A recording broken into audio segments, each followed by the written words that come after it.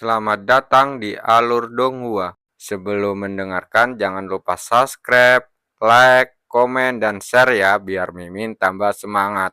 Selamat mendengarkan. Bagaimana perkembangan pencariannya?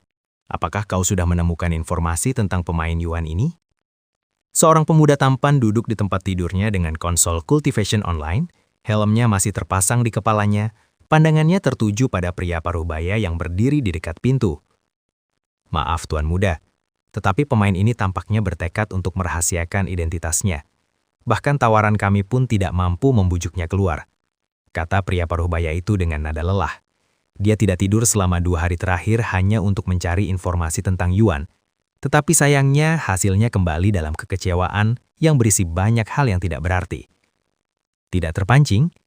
Kalau begitu yang perlu kita lakukan hanyalah meningkatkan godaannya. Naikkan hadiahnya menjadi 20 juta. Kecuali pemain ini sudah sangat kaya, cepat atau lambat dia pasti akan terpancing, kata pemuda itu dengan santai, seolah 20 juta tidak berarti apa-apa di matanya. Baiklah. Pria parubaya itu kemudian meninggalkan pemuda itu sendirian. Aku akan mendapatkan pemain ini berapapun harganya. Orang ini pasti anak dewi keberuntungan atau memiliki koneksi dengan pencipta game, sehingga dia bisa mendapatkan hal-hal dalam game yang tidak akan pernah bisa didapatkan orang biasa. Jika aku berhasil membuatnya bergabung dengan faksiku, maka posisi keluargaku di jajaran faksi pasti akan meningkat. Adegan serupa terjadi di seluruh dunia, dengan banyak tokoh terkemuka melakukan segala daya upaya untuk mempelajari lebih lanjut tentang pemain bernama Yuan ini, yang sudah jauh lebih unggul dari pemain lain dalam permainan, tanpa menyadari bahwa Yuan masih belum tahu seberapa besar kehebohan yang telah ia ciptakan di dunia nyata hanya karena beberapa pengumuman sistem. Meskipun Cultivation Online hanyalah sebuah permainan di mata Yuan, hal itu tidak berlaku bagi orang lain yang memiliki motif tersembunyi mereka sendiri. Setelah sarapan, Yuan masuk ke dalam permainan, tetapi sayangnya sosok kecil Xiao Hoa masih belum terlihat. Apakah dia dimarahi keluarganya karena pulang selarut ini? Dia memikirkan kemungkinan itu. Mungkin dia berbohong tentang keluarganya yang tidak khawatir agar kita bisa bermain lebih lama. Yuan menghela napas, merindukan gadis kecil yang ceria. Tanpa dia, apalagi yang bisa dilakukan di dunia ini? Kekuatan, kekayaan, ketenaran. Tetapi Yuan tidak tertarik pada semua itu. Yang dia inginkan hanyalah bersenang-senang dan menggunakan tubuhnya secara normal, sesuatu yang tidak bisa dia capai di dunia nyata. Dia mengeluarkan kalung yang diberikan wanita itu kepadanya sebelum pergi. Sambil menggelengkan kepala, dia menghela napas. Aku seharusnya tidak terlalu tidak sabar. Aku akan menunggunya seperti dia menunggu kepulanganku. Maka ia duduk kembali untuk berlatih kultivasi. Meskipun awalnya membosankan, seiring berjalannya waktu dan ia mulai terbiasa dengan latihan kultivasi, ia mulai merasakan kesenangan, seperti dipijat saat tidur siang. Waktu berlalu cepat dan langit malam kembali tampak. 160.000 per 160.000. Kamu telah menyerap cukup ki untuk mencapai terobosan. Kamu telah mencapai tingkat 6 murid roh. Semua statistik bertambah 350. 320.000 per 320.000. Kamu telah menyerap cukup ki untuk mencapai terobosan. Kamu telah mencapai tingkat 7 murid roh. Kamu telah mempelajari peningkatan indera. Semua statistik bertambah 400. Peningkatan indera. Peringkat, tidak tersedia. Deskripsi, meningkatkan fungsi semua indera secara permanen, tidak memerlukan aktivasi. 322.995 per 640.000. Butuh waktu semakin lama untuk naik ke level berikutnya, dan persyaratannya berlipat ganda di setiap level. Berapa banyak level lagi yang tersisa? Yuan merenung, tetapi mengetahui bahwa dia masih seorang murid membuatnya khawatir tentang tahap-tahap selanjutnya. Dengan kecepatan ini, akan butuh 1 bulan kultivasi tanpa henti untuk naik 1 level di tahap selanjutnya. Kultivasi ini sungguh melelahkan. Tepat ketika Yuan hendak keluar dari sistem untuk malam ini, sebuah pengumuman muncul di langit menarik perhatian banyak orang dari bawah. Selamat! Pemain Lotas Putih telah menjadi pemain pertama di dunia yang mendapatkan pelayan. Sementara Yuan bertanya-tanya pelayan jenis apa yang didapatkan Lotas Putih ini, semua orang terkejut melihat pemain Lotas Putih, bukan pemain Yuan yang diharapkan akan membawa kejutan baru bagi dunia. Namun tentu saja banyak pemain juga merasa lega, mengetahui bahwa Yuan tidak akan menjadi satu-satunya leluhur di dunia. Leluhur adalah gelar yang dibuat oleh komunitas yang merujuk pada mereka yang muncul dalam sistem sebagai yang pertama di dunia setelah pengumuman pertama Yuan. Pelayan ya. Yuan tiba-tiba mulai menginginkan seorang pelayan. Tapi bagaimana cara mendapatkan pelayan? Setelah keluar dari permainan, Euro sudah ada di sampingnya dengan makanan malam di tangannya. Euro, bagaimana cara mendapatkan pelayan di game ini? Dia memutuskan untuk bertanya. Pelayan? Apakah seseorang sudah mendapatkan pelayan? Tanya Euro dengan rasa ingin tahu. Aku tidak tahu apa-apa tentang cara mendapatkan pelayan. Itu adalah seseorang bernama Lotas Putih. Lotas Putih? Euro langsung mengenali nama itu. Dia adalah salah satu pemain teratas sekarang yang memiliki basis kultivasi di tingkat 5 murid roh. Terlebih lagi, dia sebenarnya juga seorang wanita muda kaya raya di kehidupan nyata. Murid roh tingkat 5 dianggap yang teratas. Yuan terkejut mendengar bahwa seseorang yang 2 level di bawahnya berada di puncak. Apakah mereka benar-benar pemain teratas? Aku hampir tidak berlatih dan aku sudah 2 level di atas salah satu pemain peringkat teratas. Gumamnya. Euro, siapa yang memiliki kultivasi tertinggi dalam game saat ini? Aku yakin itu adalah seseorang yang dikenal sebagai Kaisar Petir, yang merupakan murid roh tingkat 6. Wah, nama keren sekali. Jadi itu yang kau khawatirkan? Euro terkecah. Ngomong-ngomong, berapa tingkat kultivasimu saat ini?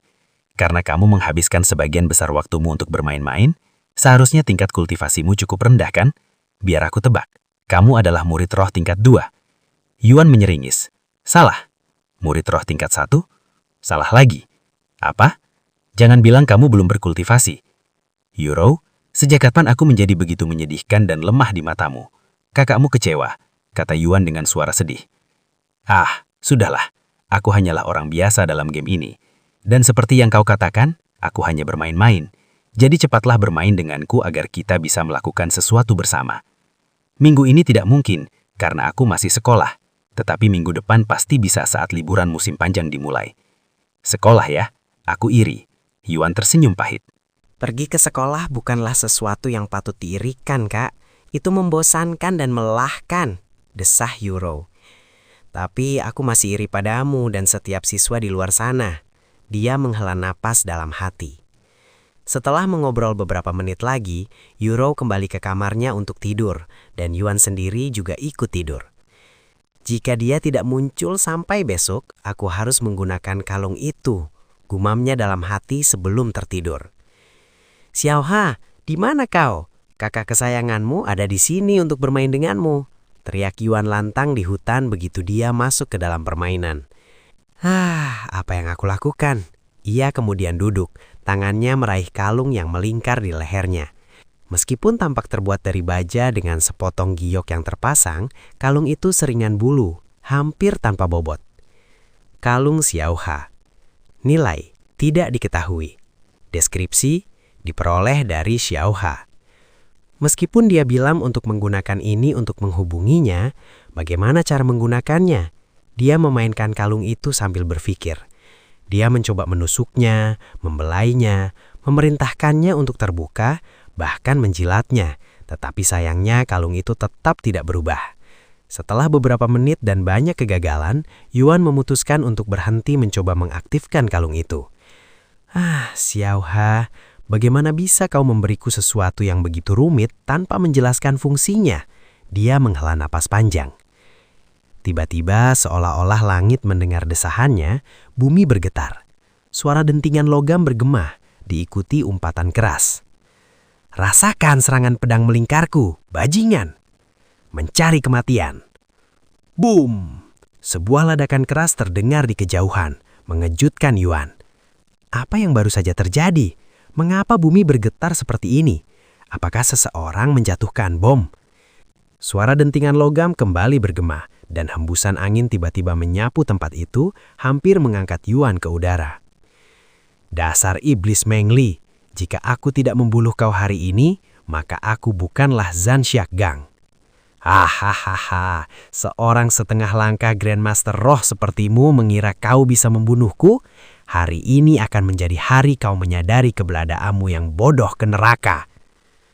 Gelombang-gelombang yang terlihat jelas dan dipenuhi kekuatan dahsyat dengan cepat menyapu langit setelah setiap benturan, membuat Yuan merinding setiap kali gelombang itu melewatinya.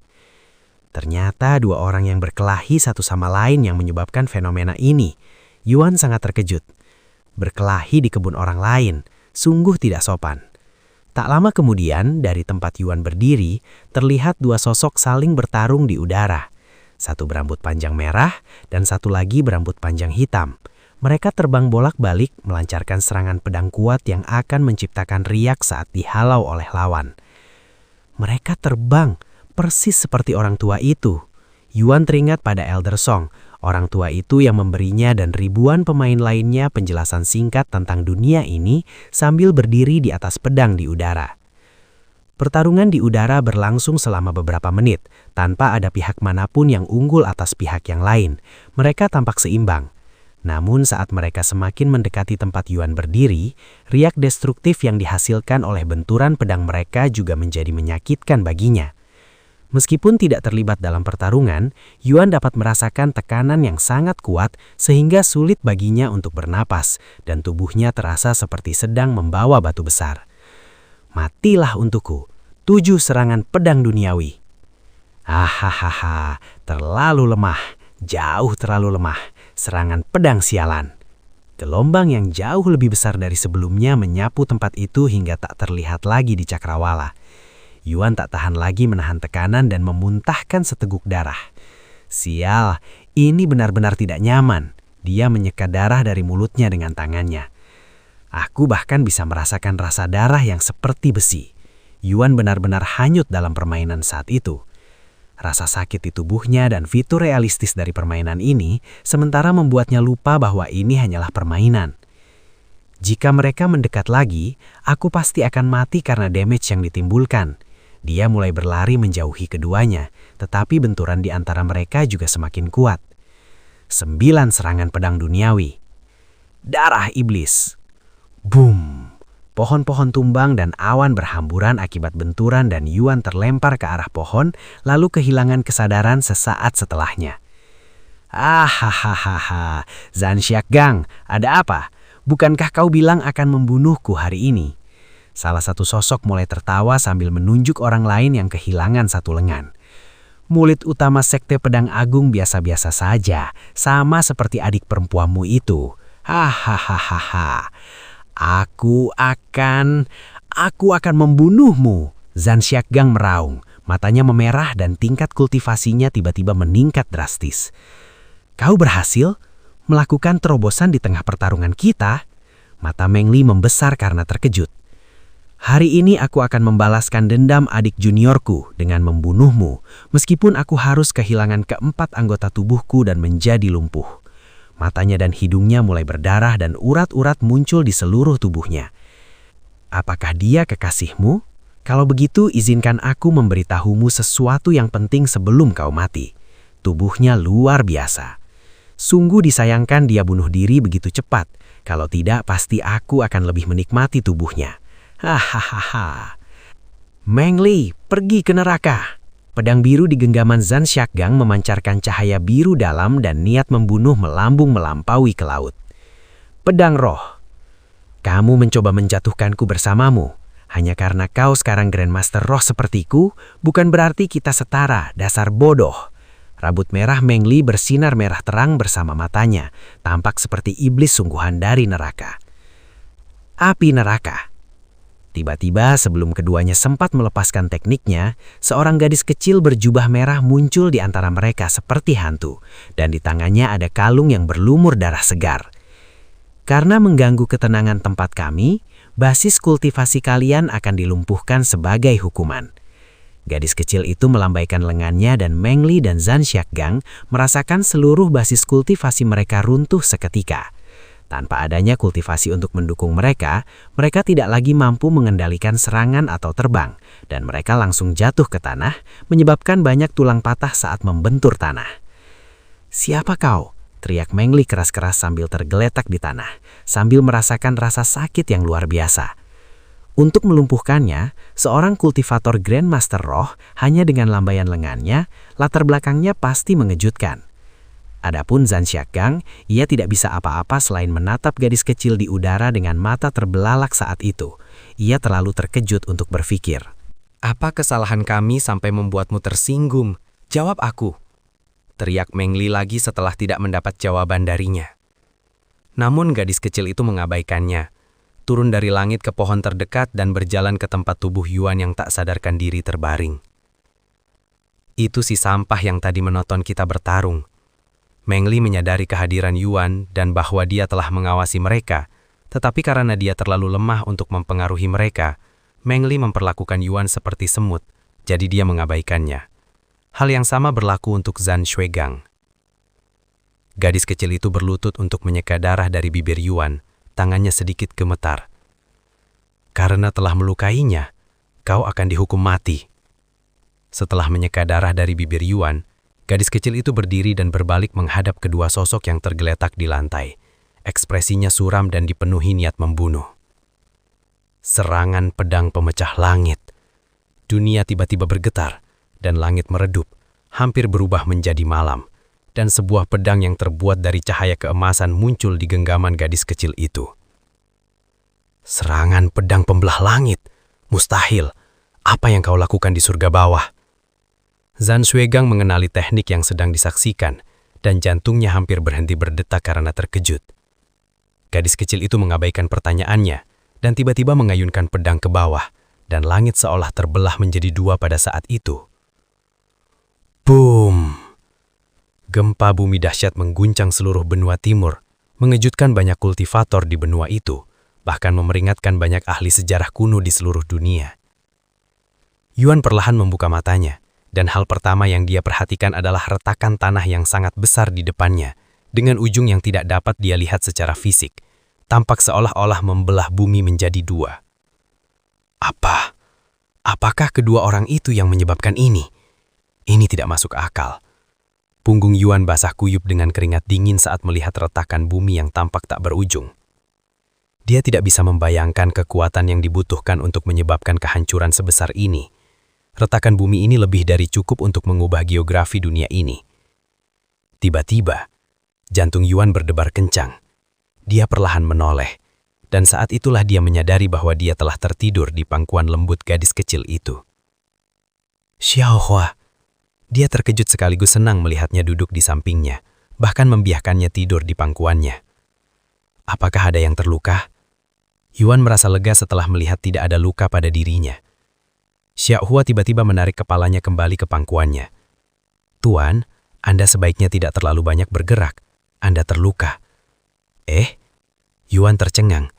Kau baru saja memanggilku apa? Tuan, permainan apa macamnya kita mainkan kali ini? Ini bukan permainan. Xiaohua telah menerima kakak Yuan sebagai tuannya. Dia menunjukkan kalung yang berlumuran darah itu dengan ekspresi serius.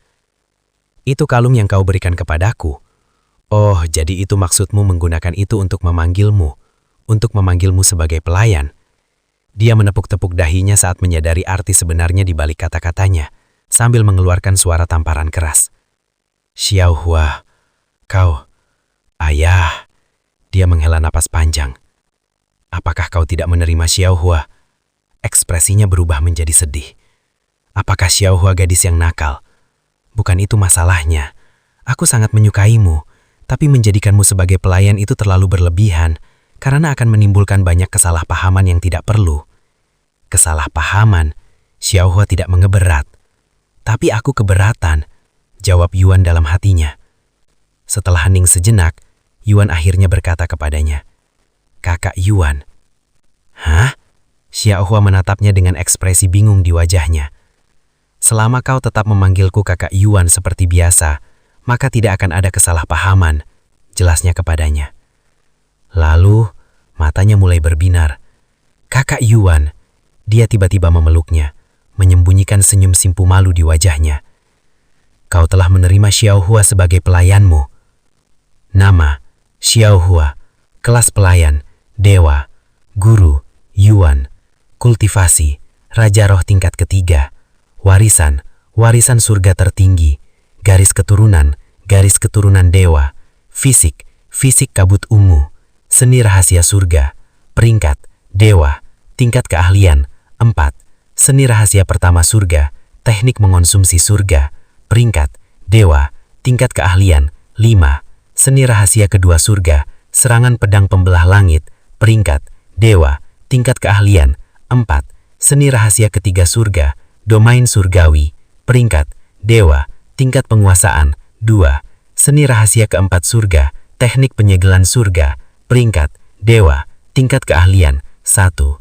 Terbang, peringkat, bumi, indera yang unggul, peringkat, surga, manifestasi chi, peringkat, bumi, kabut ungu, peringkat, dewa. Selamat, pemain Yuan telah mendapatkan pelayan tingkat dewa pertama di dunia. Ketika pengumuman itu muncul di langit, teriakan kaget yang tak terhitung bergema di seluruh dunia, dan rumor tentang pemain Yuan sebagai seorang curang dalam permainan dengan cepat menyebar seperti api pada hari itu. Sialan, pemain bernama Yuan ini jelas sudah mencapai tahap akhir permainan, sementara kita yang lain masih memetik tumbuhan hanya untuk mendapatkan uang yang pas-pasan untuk membeli senjata biasa saja. Game ini bahkan belum seminggu rilisnya, dan dia sudah mendapatkan hal-hal yang mungkin membutuhkan waktu berbulan-bulan, bahkan bertahun-tahun untuk mendapatkannya. Apakah dia masih bisa dianggap sebagai pemain saat ini? Dia jauh lebih unggul dari seluruh pemain lain. Dengan kecepatan seperti ini, bukankah dia berpotensi bisa memerintah semua orang suatu saat nanti? Bangsat ini pasti curang. Tidak mungkin dia bisa mendapatkan semua hal ini secepat itu. Bahkan pemain terbaik saat ini pun tidak ada apa-apanya di dekatnya. Dan aku menolak untuk percaya bahwa seseorang yang tidak dikenal bisa sejauh itu di depan orang lain tanpa curang. Benar sekali, dia jelas-jelas curang. Di mana adminnya? Bagaimana dengan pembuat gamenya? Dia harus dihukum. Dia punya nyali sekeras baja, atau dia benar-benar gila. Berselingkuh secara terang-terangan seperti itu. Apakah dia pikir itu tidak akan menimbulkan sedikit pun kecurigaan? Desas-desus tentang kecurangan Yuan dalam permainan mulai menyebar dengan cepat di internet. Para pelaku curang saat ini, terutama dalam permainan populer, dihukum lebih berat daripada di masa lalu, di mana kecurangan hanya akan dipandang sebelah mata, tetapi tidak ada yang benar-benar melakukan tindakan besar untuk menghentikan mereka. Dan selain itu, jika kau tertangkap basah melakukan kecurangan, ada kemungkinan besar kau akan dikenakan denda yang lebih mahal daripada biaya sewa rumah selama 10 tahun, dan bahkan ada banyak kasus pelaku curang yang dipenjara hingga 4 tahun. Dengan banyak resiko yang terlibat, hanya orang kaya yang benar-benar tidak peduli yang mau bercurang.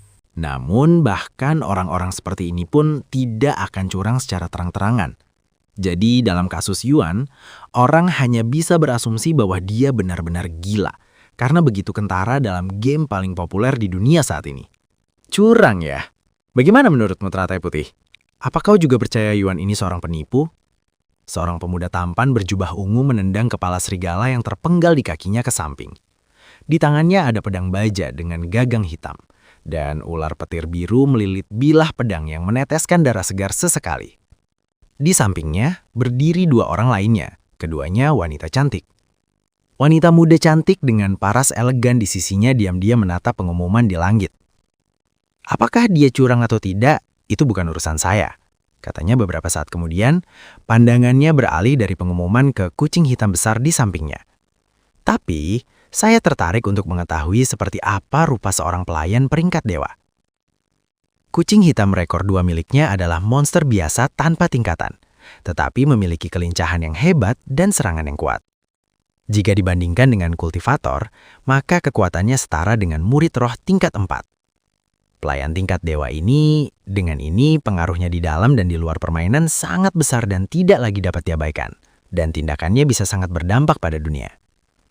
Apa ini? Apakah Kaisar Petir yang berada di peringkat ketiga dalam peringkat warisan merasa tertekan oleh orang yang tidak terkenal? Wanita cantik lainnya tertawa menawan. Apakah kau tidak merasakan apapun mengenai situasi kita, Ratu Api? Kaisar Petir menatapnya dengan ekspresi serius. Ini bukan masalah main-main. Lupakan aku, seluruh peringkat warisan mungkin akan kacau karena Yuan ini. Saya akan berbohong jika mengatakan saya tidak tertarik pada pemain ini. Tapi seluruh peringkat warisan, itu berlebihan. Dia mungkin hanya seorang penipu lainnya. Bagaimana jika ternyata dia benar-benar orang yang hebat? Seseorang dengan keberuntungan dan keterampilan luar biasa. Apa yang akan kamu lakukan saat itu? Ekspresi ceria di wajah Ratu Api berubah menjadi serius setelah pertanyaannya. Kalau begitu, tentu saja aku akan melakukan apa yang harus kulakukan untuk bisa merekrutnya. Hah, apa kau pikir hanya kau yang berpikir begitu? Lupakan keluarga Feng yang saat ini berada di peringkat pertama. Setiap keluarga dalam peringkat warisan sedang aktif mencarinya bahkan saat ini juga. Saya sudah tahu itu, tapi tidak masalah berapa banyak orang yang mencarinya. Asalkan aku yang menemukannya duluan, maka dia akan menjadi milikku. Kaisar petir hanya mendengus dengan kata-katanya. Berbicara denganmu hanya membuang nafas. Kita sudah sampai. Kuburan tengkorak. Kaisar petir menyiapkan pedangnya. Kesadarannya tetap berjaga. Di depan 3 pemain teratas saat ini terdapat sebuah kuburan besar dengan banyak kerangka yang berjalan dengan canggung, seperti boneka kayu dengan gerakan kaku. Ayo kita selesaikan ini dengan cepat, aku merasa mual hanya dengan kehadiranmu, kata Ratu Api. Kau mengikuti kami dengan sukarela. Hanya karena kebetulan kita menerima misi yang sama. Ayo kita pergi, mereka sudah menyadari keberadaan kita. Ratu Api mengambil kembali senjatanya, yaitu cambuk panjang. Teratai putih mengikutinya memegang pedang yang tampak biasa di depannya. Meskipun pemain teratas, tak satu pun dari mereka memiliki kesempatan untuk mendapatkan senjata dengan peringkat tertentu, sehingga mereka hanya bisa menggunakan senjata biasa tanpa peringkat. Elemen petir. Kaisar petir membelai pedangnya, menyebabkan ular-ular petir kembali, melilit bilah pedang yang meneteskan darah segar sesekali. Peningkatan tubuh, kecepatan. Tubuh lentik Ratu Api bersinar biru, dan tubuhnya tidak lagi merasakan beban apapun. Terasa seolah-olah dia telah menjadi seringan sebulu. Siu He, ucap teratai putih pelan dan kucing hitamnya berdiri di depannya. Ayo kita pergi. Kaisar petir mengayunkan kakinya, terbang menuju para kerangka dengan kecepatan tinggi. Jangan memerintahku. Ratu Api juga menyerbu maju, diikuti oleh teratai putih dan pelayannya. Di sisi lain, tempat Yuan berada, Xiaoha, kau... Yuan terkejut melihat status karakternya. Meskipun dia tidak mengerti apa maksudnya, jelas mereka bukan orang biasa. Memiliki pendamping sekuat ini di awal permainan, bukankah ini secara teknis curang? Yuan menyadari keuntungan yang saat ini dia miliki dibandingkan semua pemain lainnya. Tetapi karena dia tidak bermain untuk alasan kompetitif, dia tidak berencana untuk menggunakan keuntungan ini. Katakanlah, Xiaoha, dibandingkan dengan kultivator murid roh tingkat 4, seberapa jauhkah kau lebih kuat sebagai Raja Roh? Dia menanyakan itu agar dia bisa lebih memahami perbedaan di antara mereka. Xiaoha menatapnya dengan aneh sebentar sebelum berkata, 1.000, 10.000? Kakak Yuan, itu tidak bisa dibandingkan karena perbedaannya terlalu besar. Perbedaannya terlalu besar? Mengapa demikian? Gunung di sana? Xiaoha bisa menghilangkannya hanya dengan satu serangan. Dia menunjuk ke gunung besar di Cakrawala saat berkata dengan santai. Menghilang dengan satu serangan, mata Yuan terbelalak dengan mendengar kata-kata percaya dirinya. Jika apa yang dikatakannya benar, bukankah itu akan menjadikannya bom jalan dengan daya hancur setara dengan nuklir? Bom yang bisa digunakan berkali-kali? Bagaimana mungkin dia hanya seorang pelayan? Atau bukankah keberadaannya akan dianggap agak tidak seimbang untuk sebuah game? Atau apakah semua kultivator sekuat ini begitu mereka mencapai tahap tertentu? Yuan tak kuasa bertanya-tanya apa yang dipikirkan para pencipta game ketika mereka menganggap memberikan kekuatan sebesar itu kepada gadis sekecil dirinya sebagai ide yang bagus. Xiaoha, jangan gunakan kekuatanmu sembarangan ya. Aku tidak ingin melihatmu secara tidak sengaja menghancurkan sebuah kota atau sebidang tanah. Tiba-tiba dia menoleh ke arah retakan tanah dengan matanya terbelah lebar. Xiaoha, apakah kau yang melakukan ini? Dia bertanya kepadanya setelah merasa bahwa bukan kedua kultivator itu yang menciptakan kekacauan ini. Iya, dia mengangguk santai seolah tidak terlalu memikirkannya.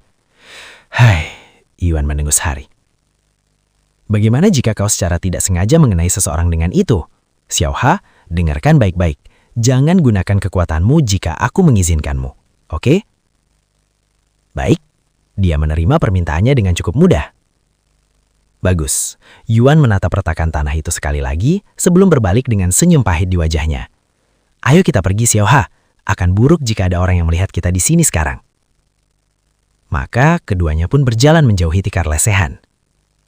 Xiaoha, apa yang akan kau lakukan sekarang setelah kau menjadi pelayanku? Yuan bertanya kepadanya masih ragu tentang tujuan pelayan dalam game ini. Xiaohua akan mengikuti kakak Yuan kemanapun dia pergi. Jawabnya cepat. Dan aku akan membimbingmu ke alam berikutnya. Hah? Bawa aku ke alam selanjutnya? Benar. Baiklah, lupakan itu dulu. Bagaimana dengan keluargamu? Apa yang akan mereka katakan jika kau memutuskan untuk meninggalkan rumah dan mengikutiku? Kakak Yuan sekarang adalah keluarga Xiaohua, jadi tidak ada masalah. Dia menatapnya dengan mata berkedip-kedip. Kurasa logika itu tidak akan berhasil. Dia menggelengkan kepala, tidak yakin harus berbuat apa dengannya. Membawa seorang anak yang baru dikenalnya beberapa hari lalu menjauh dari keluarganya akan menimbulkan banyak masalah jika ini terjadi di dunia nyata. Tetapi Yuan ingat bahwa dia berada dalam sebuah permainan dan anak itu hanyalah NPC, jadi seharusnya tidak ada masalah.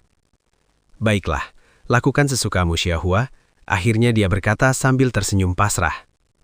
Selamat, pemain Kaisar Petir, pemain Teratai Putih, dan pemain Ratu Api telah menjadi pemain pertama yang berhasil menyelesaikan Skeleton Graveyard. Pengumuman mendadak itu mengejutkan banyak pemain, tetapi bukan karena mereka yang pertama menyelesaikan tantangan ini, melainkan karena 3 keluarga berbeda dari peringkat warisan tergabung bersama.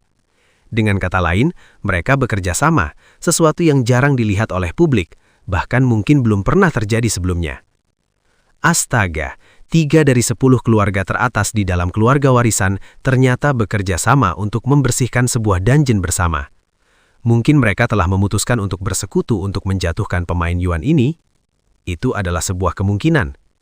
Banyak pemain membicarakan pengumuman baru tersebut online, bahkan beberapa di antaranya membuat teori konspirasi. Peringkat warisan adalah sebuah sistem di dunia nyata, atau bisa dibilang peringkat dunia nyata, di mana pemain profesional saling bertarung secara kompetitif untuk mendapatkan tempat di dalam peringkat warisan. Menjadi bagian dari peringkat warisan, terlepas dari peringkat mereka, keluarga mereka pun akan menjadi keluarga warisan, memungkinkan mereka untuk merekrut pemain berbakat untuk membantu mereka mempertahankan atau naik peringkat dalam peringkat warisan, hampir seperti guild atau klan dalam permainan. Banyak sekali pemain, muda maupun tua, bertarung di turnamen dunia hanya untuk mendapatkan kualifikasi agar dapat menantang seseorang yang berada di peringkat warisan untuk merebut posisi mereka. Selain itu, hanya 1 game yang akan dipilih setiap dekade sebagai fokusnya. Karena itu peringkat biasanya mengalami perubahan besar setiap dekade, kecuali untuk mereka yang berada di puncak peringkat. Game yang dipilih oleh peringkat warisan sebagai fokus utama dekade ini jelas adalah Cultivation Online, VR MMORPG terpopuler di dunia hingga saat ini. Beberapa saat setelah pengumuman itu, satu lagi muncul di atas awan. Selamat, pemain Xionglu telah mendapatkan artefak kelas ruh pertama di dunia. Dia akhirnya muncul juga ya. Kaisar Petir menyipitkan matanya ke arah nama yang tertera di pengumuman itu. Xionglu dari Heaven's Divinity berdiri di puncak peringkat warisan sebagai pemain nomor 1 di dunia ini.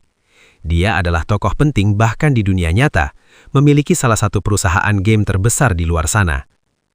Bahkan monster tak tertandingi seperti dia hanya bisa mendapatkan artefak kelas terendah dalam game ini setelah berjam-jam. Tapi Yuan ini, Ratu Api menghela napas panjang. Xiaohua, apa saja tingkatan untuk artefak? Yuan bertanya kepadanya setelah pengumuman itu menghilang. Ruh, bumi, surga, ilahi, masing-masing terbagi menjadi 4 tingkatan kualitas, rendah, sedang, tinggi, dan puncak. Ada tingkatan lain yang lebih tinggi dari ilahi, tetapi tidak perlu khawatir, karena Anda hanya dapat menemukannya di alam yang lebih tinggi. Alam? Kau juga pernah menyebutkannya sebelumnya. Apa maksudmu membawaku ke alam selanjutnya? Saudara Yuan saat ini berada di alam terendah, yaitu surga bawah. Tugas Xiaohua adalah membantu saudara Yuan mencapai alam tertinggi, yaitu surga tertinggi. Tugasmu? Dia bertanya. Mengapa? Dan siapa yang akan memberinya jabatan seperti itu? Xiaohua menerima warisan surga tertinggi, jadi tugasnya adalah mencari pengganti. Sungguh permainan yang komplikasi. Yuan melihat langit. Bagaimana kita bisa mencapai alam selanjutnya? Dia bertanya. Saudara Yuan saat ini terlalu lemah dan seharusnya hanya fokus untuk menjadi lebih kuat. Setelah itu kita bisa menantang penjaga alam untuk mendapatkan akses ke alam selanjutnya. Jadi permainannya seperti itu ya? Yuan menjadi lebih memahami tujuan permainan ini. Apakah ada hadiah untuk sampai ke surga tertinggi? Dia bertanya dengan rasa ingin tahu tanpa mengharapkan imbalan yang terlalu besar. Semuanya, jawabnya setelah berdiam sejenak. Pemenang akan mendapatkan segala sesuatu yang ditawarkan dunia ini, sehingga mereka menjadi dewa dunia ini. Yuan sama sekali tidak menyangka akan mendapatkan hadiah sebesar itu. Membiarkan pemain menjadi dewa. Jadi para pencipta game pada dasarnya memberikan kekuasaan admin kepada mereka yang mencapai titik itu. Sungguh murah hati mereka. Tapi aku tidak membutuhkan kekuasaan seperti itu, jadi aku akan menikmati hidupku sepenuhnya dan menyerahkan kepada orang lain untuk memperebutkan hadiah itu. Dia berpikir dalam hati. Ia merasa puas hanya dengan memiliki kemampuan untuk menggunakan mata dan anggotanya sesuka hati. Setelah berjalan beberapa saat, Yuan akhirnya menyadari bahwa mereka berjalan memutar. Xiaohua, kemana kita harus pergi sekarang? Atau lebih tepatnya, apa yang harus kita lakukan? Dia bertanya pada Xiaohua yang tampaknya memimpin perjalanan ini. Xiaohua menatapnya dengan ekspresi tak cuh hati dan berkata, "Membantu kakak Yuan menjadi lebih kuat." Lalu bagaimana kita akan melakukannya? Meskipun ia sebenarnya tidak menginginkan kekuatan, itu bukan sesuatu yang akan ia tolak juga. Itu, Xiaohua tiba-tiba menunjuk ke jauhan di mana terdapat lapang bebas, dan di tengah lapang bebas itu terdapat sosok besar setinggi 5 meter setidaknya. Itu katak. Yuan berkedip beberapa kali tanpa henti ketika melihat katak besar dengan kulit seperti gilap duduk di tengah dengan mata tertutup, tampaknya tidur. Itu adalah katak juang. Kekuatannya setara dengan kultivator murid ruh tingkat 9. Murid roh tingkat 9? Aku hanya murid roh tingkat 7. Apa kau menyuruhku bunuh diri? Yuan hampir menangis mendengar kata-katanya. Meskipun katak jiok 2 tingkat di atas tingkat kultivasi saudara Yuan, itu seharusnya tidak menjadi masalah, karena saudara Yuan telah mengkultivasi teknik pemakan langit yang membuatnya lebih kuat daripada kebanyakan kultivator pada tingkat yang sama. Benarkah seperti itu cara kerjanya? Betul. Tapi aku juga tidak tahu cara bertarung. Ia menyadari keberadaan kita. Yuan tiba-tiba menunjuk ke arah katak jiok. Kepalanya menoleh ke arah mereka dengan tatapan penuh niat membunuh. Wus! Katak jiok tiba-tiba melompat dan muncul puluhan meter di langit, seolah-olah mencoba menyentuh awan. Awas! Yuan secara naluriah meraih pinggang Xiaohua dengan satu tangan dan melompat mundur untuk menghindari bayangan itu. Beberapa detik kemudian, katak jiok mendarat di tempat mereka semula berdiri, menciptakan penyok di tanah. Hampir saja, Yuan menyeka keringat yang tak terlihat dari dahinya ketika melihat lubang di tanah. Mereka bisa saja menjadi bubur daging jika dia tidak menghindar. Kakak Yuan, semoga beruntung. Dia mengacungkan jempol dan dengan santai berjalan ke samping untuk menonton, membuat Yuan tercengang. Karena mengira Yuan hanyalah seekor semut, katak jiok mengabaikannya dan terus menatap Yuan. Kau, bagaimana aku bisa melawan monster ini tanpa senjata? Teriaknya keras. Kalau begitu, kakak Yuan bisa menggunakan ini. Xiaohua mengeluarkan sebuah kantong kecil dari jubahnya, lalu mengeluarkan pedang baja dari dalamnya. Namun ketika dia mencabut pedangnya, hal itu juga membuat katak jiok waspada, menyebabkan katak itu melompat ke arahnya. Di mata katak jiok, Xiaohua yang memiliki senjata lebih mengancam daripada Yuan yang tidak bersenjata. Jadi ia mengabaikan Yuan dan malah menyerang Xiaohua. Xiaohua, hati-hati! Teriaknya untuk memperingatkannya. Tetapi Xiaohua hanya menyaksikan benda itu jatuh menimpanya dengan ekspresi tenang. Boom! Tanah sedikit bergetar ketika katak jiok mendarat di tubuh minggil Xiaohua. Mata Yuan terbelalak dan rahangnya terbuka karena terkejut. Dalam benaknya, Xiaohua kemungkinan besar telah berubah menjadi pipih seperti pancake setelah diremukkan oleh tubuh dan berat katak jiok yang sangat besar. Tiba-tiba, kabut ungu mulai merembes keluar dari bawah katak jiok, hampir seperti ia kentut, dan Yuan kembali sadar. Kabut ungu itu menjauh dari katak jiok dan berkumpul di samping Yuan sebelum membentuk sosok seorang gadis kecil. Xiaohua, Yuan bingung dengan apa yang baru saja disaksikannya. Apa yang baru saja terjadi? Ada apa kakak Yuan? Tanyanya dengan suara normal seolah-olah dia baru saja dihantam oleh katak jiok. Kamu, apa yang baru saja terjadi? Fisik kabut ungu Xiaohua. Iya, tapi aku juga membicarakan kenapa kau hanya berdiri di sana menerima serangannya. Kau hampir membuatku terkena serangan jantung. Tapi kakak Yuan mengatakan Xiaohua tidak boleh menggunakan kekuatannya sampai Xiaohua mendapat izin. Dan Xiaohua belum mendapat izin. Yuan menatapnya dengan mata melebar, ekspresinya bingung. Kamu ini idiot, teriaknya tiba-tiba padanya. Terkejut, Xiaohua menundukkan kepalanya seperti kura-kura ketakutan. Bahkan jika kau tidak ingin menggunakan kekuatanmu, kau bisa saja menghindar. Tidak ada alasan bagimu untuk berdiri di sana dan menerima serangan itu. Yuan kesal, tetapi terutama pada dirinya sendiri karena menyuruh Xiaohua melakukan sesuatu tanpa berpikir panjang. Xiaohua hanyalah NPC, seseorang yang diprogram untuk bertindak dan melakukan sesuatu dengan cara tertentu. Jadi jika Yuan menyuruhnya duduk, maka dia akan duduk tanpa mempertanyakannya, tuannya. Tetapi Yuan tidak mempertimbangkan kalau dia adalah NPC, yang juga pelayannya, dan memperlakukannya seperti manusia sesungguhnya. Oleh karena itu, dia percaya kalau Xiao Hua akan memiliki logika dalam dirinya ketika dia menyuruhnya untuk tidak menggunakan kekuatannya sembarangan. Maaf, Xiao Hua meminta maaf. Yuan menepuk hadinya ketika melihat wajah sedih Xiao Hua. Seharusnya aku yang minta maaf Xiao Hua. Aku menyuruhmu melakukan sesuatu tanpa berpikir. Maafkan aku. Saat aku menyuruhmu tidak menggunakan kekuatanmu, aku tidak bermaksud untuk sepenuhnya memblokir kekuatanmu dan menjadikanmu sasaran empuk. Jika kau dalam bahaya atau merasa perlu menggunakan kekuatanmu, maka gunakan saja. Bagaimana dengan izin kakak Iwan?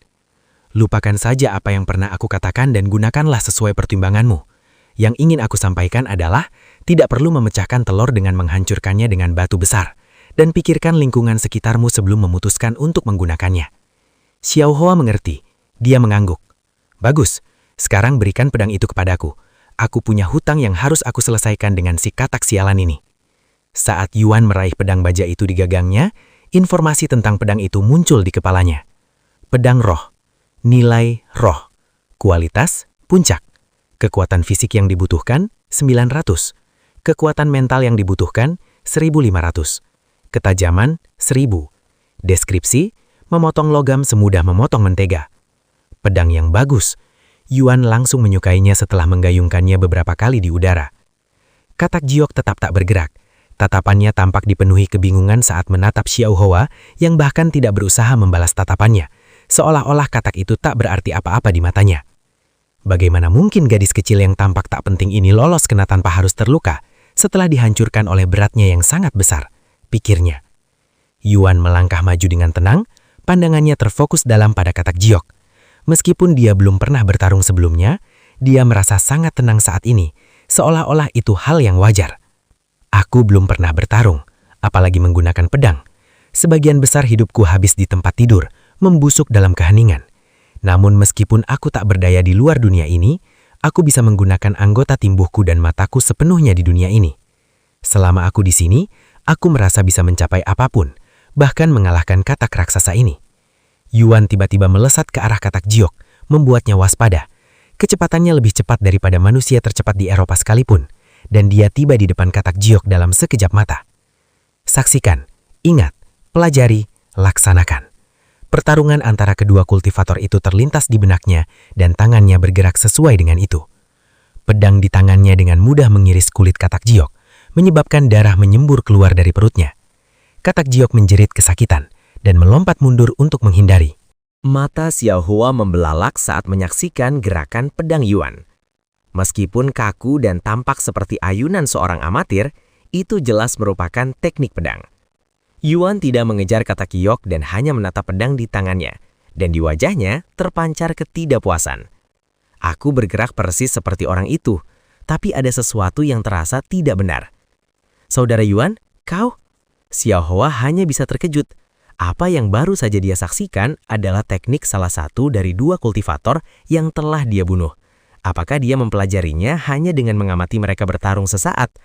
Bagi seseorang yang mampu mempelajari dan mengeksekusi suatu teknik hanya setelah menontonnya sekali dan hanya dalam beberapa saat, Yuan hanya bisa digambarkan sebagai seorang jenius.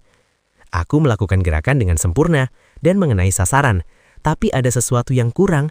Yuan merenung. Mungkin Qi. Seolah telah menerima pencerahan, Yuan tersenyum dan pandangannya kembali tertuju pada katak Giok. Kali ini, aku akan membunuhmu, serunya dengan penuh percaya diri. Pedangnya mengarah ke katak Giok yang gemetar. Si katak Giok merasa bingung. Manusia itu tampak sangat lemah dan rentan beberapa saat yang lalu. Namun begitu dia meraih pedang, segalanya tentang dirinya berubah. Aura lemahnya menjadi tajam seperti pedang, dan tatapannya menunjukkan dominasi, bahkan sedikit kesombongan. Apa yang telah terjadi padanya sehingga menyebabkan perubahan ini? Bahkan Xiao Hua pun sedikit bingung dengan perubahannya. Seolah-olah dia telah berubah dari manusia biasa yang tidak tahu apa-apa tentang dunia menjadi seorang ahli pedang yang hebat. Bahkan aura yang dipancarkannya pun telah berubah sepenuhnya. Yuan menerjang ke arah kata Kiok saat hewan itu terbewildered dan tangannya menggerakkan pedang di tangannya dengan gerakan yang sama, tetapi dengan lebih presisi dan cepat. Pedang di tangannya tiba-tiba bercahaya merah. Serangan pedang berdarah. Kata Kiok secara naluriah melompat mundur, tetapi gerakannya terlalu lambat jika dibandingkan dengan serangan pedang Yuan, dan ia terbelah menjadi dua di udara, menyebabkan organ dan darah berhamburan kemana-mana. Kamu telah mempelajari serangan pedang berdarah. Serangan pedang berdarah. Peringkat bumi. Tingkat keahlian 1. Deskripsi, mengonsumsi 900 Qi, harus menggunakan pedang untuk mengaktifkannya. Sebuah teknik dari sekte berdarah. Pemain Yuan telah menjadi pemain pertama di dunia mempelajari keterampilan peringkat bumi. Selamat. Pemain Yuan telah menjadi pemain pertama yang berhasil membunuh bos elit, kata Kiok. Dua pengumuman muncul berturut-turut untuk dilihat oleh seluruh dunia. Setelah kata Kiok mati, Xiao Hoa berlari menghampiri Yuan dan bertanya, "Saudara Yuan, dari mana kau mempelajari teknik itu?" Aura tajam sekitar Yuan menghilang begitu ia mendengar suara Xiao Hoa. Oh, itu adalah jurus yang digunakan oleh pria berambut merah yang bertarung di langit," katanya dengan santai. Xiao Hoa menatapnya dalam diam dengan mata berbinar penuh kekaguman. Pantas saja, kakak Yuan memahami seni rahasia surga dalam waktu sesingkat ini, gumamnya pada diri sendiri. Pokoknya, aku merasa lebih kuat setelah pertarungan tadi. Rasanya juga hebat bisa menggunakan tubuhku dengan cara seperti itu. Yuan tertawa. Mungkin aku punya bakat bertarung. Hahaha. Kakak Yuan memang jenius, tidak diragukan lagi. Xiao Hoa mengangguk dengan wajah serius. Hentikan, kau membuatku malu dengan sanjunganmu. Xiao Hoa tidak sedang menyanjung. Kemampuan kakak Yuan dalam memahami sesuatu sungguh luar biasa. Bakat seperti itu jarang terlihat bahkan di surga yang lebih tinggi, apalagi di surga bawah ini. Yuan mengelengkan kepalanya. Aku bisa mengalahkan katak itu dengan mudah, hanya karena pedang ampuh yang kau berikan kepadaku. Terima kasih Xiao Hoa. Ia menepuk kepalanya. Lalu, ketika kakak Yuan sudah cukup kuat, Xiao Hoa akan memberikan senjata yang lebih ampuh lagi, katanya dengan riang. Kamu punya senjata yang lebih kuat dari pedang ini. Kau ini apa? Toko senjata berjalan? Tidak, tapi kakak Yuan terlalu lemah untuk menggunakan salah satu dari pedang-pedang itu. Jadi Xiao Hoa hanya bisa menunggu sampai dia cukup kuat untuk menggunakannya tanpa meledak dan mati. Meledak sampai mati? Yuan bergedir dengan kata-kata kejamnya. Terlalu banyak hal di game ini yang akan menyebabkan dia meledak sampai mati. Senjata, monster, ataupun manusia tidak masalah. Jika itu kuat, maka ia akan mendominasi yang lemah. Itulah kenapa kakak Yuan harus menjadi kuat, agar tidak ditindas oleh yang kuat. Aku akan baik-baik saja, selama aku memilikimu Xiao Hoa. Yuan mencoba memujinya, tetapi Xiao Hoa malah menjadi muram. Saudara Yuan, Xiao Hoa hanya kuat di alam Teans tata bawah ini. Di alam Teans yang lebih tinggi, Xiao Hoa hanyalah seekor semut jika dibandingkan dengan para ahli sejati, desahnya. Hanya seekor semut. Yuan tidak dapat membayangkan betapa kuatnya para kultivator di alam baka. Gimanapun Xiao Hoa saja sudah cukup kuat untuk menghancurkan seluruh gunung. Xiao Hoa tiba-tiba berjalan pergi dan menuju ke tempat kata Kiok yang mati itu terletak. Kau mau kemana? Yuan mengikutinya. Saat monster mati, beberapa dari mereka akan menjatuhkan inti monster. Xiao Hoa memasukkan seluruh lengannya ke dalam mayat kata Kiok tanpa berkedip dan menarik kristal kecil beberapa saat kemudian. Inti monster sangat penting bagi kultivator karena dapat sangat membantu mereka dalam kultivasi dengan Qi yang tersimpan di dalamnya. Ini untukmu kakak Yuan. Ia menyerahkan inti monster itu kepada Yuan. Lalu bagaimana denganmu? Bukankah kamu juga perlu menjadi lebih kuat? Tanyanya. Jumlah Qi di dalam inti monster ini terlalu sedikit untuk memberikan efek pada Xiao Hoa. Jadi kakak Yuan harus menggunakannya. Yuan mengangguk dan tanpa ragu-ragu, ia melemparkan inti monster itu ke mulutnya. Rasanya seperti permen, pikirnya. Ah, kakak Yuan! Teriak Xiao Hoa sangat keras, tampak bingung dan takut sekaligus ketika melihat Yuan melemparkan inti monster itu langsung ke mulutnya. Ada apa? Ia menatapnya dengan santai. Inti monster tidak seharusnya ditelan begitu saja, serunya dengan tergesa-gesa. Cepat, muntahkan! Ketika Yuan melihat wajah yang paniknya, ia juga panik. Apa yang akan terjadi padanya sekarang setelah ia memakan salah satunya? Dingin keringat membasahi punggung Yuan, tetapi ia tidak bisa berbuat apa-apa karena inti monster itu telah meleleh di mulutnya begitu menyentuh lidahnya dan telah masuk ke perutnya. Aku sudah menelannya, Yuan berbicara dengan nada kaku. Aku tahu ini sudah terlambat, tetapi apa yang akan terjadi pada seseorang jika ia menelan inti monster? Xiao Hua berlutut dan berkata, inti monster mengandung seluruh basis kultivasi pemiliknya sebelum kematian. Jadi jika seseorang mencoba menelan begitu banyak qi sekaligus, mereka akan meledak sampai mati. Meledak sampai mati lagi. Rahang Yuan terbuka karena kejut. Terlalu banyak hal di game ini yang akan menyebabkan dia meledak sampai mati. Tiba-tiba, fisik pemurnian surga diaktifkan. 1.280.000 qi telah dimurnikan dari inti monster kata Kiok. Kamu telah menyerap cukup qi untuk mencapai terobosan. Kamu telah mencapai tingkat ke-8 murid surga. Semua status bertambah 450.